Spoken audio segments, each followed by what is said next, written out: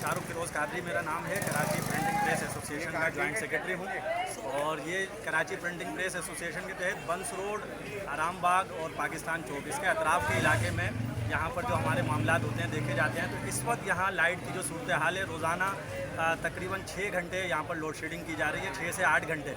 और कारोबारी वक्त में ये देखें इंडस्ट्रियल काम होता है और इसमें जब मशीनें चलती हैं, मशीन का पहिया चलेगा जब भी काम हो सकेगा। यहाँ पर लोड शेडिंग करने का मतलब ये होता है कि आप हज़ारों ख़ानदानों को बेरोज़गार कर रहे हैं, हज़ारों ख़ानदानों के पेट पर लात मार रहे हैं। तो इस वक्त जो सूरत हाल है, ज़रूरत इस अमर की है कि फिलफौर इस इलाके को लोड शेडिंग से पाक किया जाए, फिलफौर इस इलाके से लोड शेडिंग ख़त्म की जाए ताकि यहाँ पर कारोबारी ज़िंदगी बहाल हो सके। हमारा मुतालबा कराची प्रिंटिंग प्रेस एसोसिएशन की तरफ से ये है कि के इलेक्ट्रिक के मौजूदा डायरेक्टर्स को फिलफौर बरतरफ किया जाए, के इलेक्ट्रिक का लाइसेंस मनसूख करके दूसरी कंपनियों को कराची में बिजली सप्लाई करने के लाइसेंस फौरी जारी किए जाएं।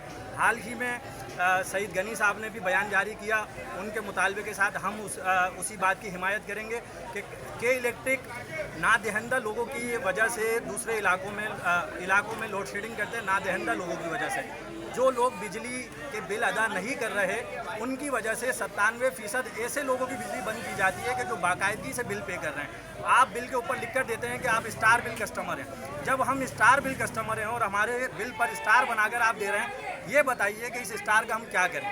जब एक कस्टमर आपका स्टार बिल कस्टमर है तो आपकी तरफ से भी उसको सप्लाई मुसलसल और मुतवातिर होनी चाहिए। तो हमारा मुतालबा कराची प्रिंटिंग प्रेस एसोसिएशन की तरफ से यही है कि हमारे इलाके में प्रेस मालिकान को फिलफौर बिजली की तसलसल के साथ फराहमी जो है जारी रखी जाए और ये जो लोड शेडिंग की जा रही है फिलफौर इसको ख़त्म किया जाए।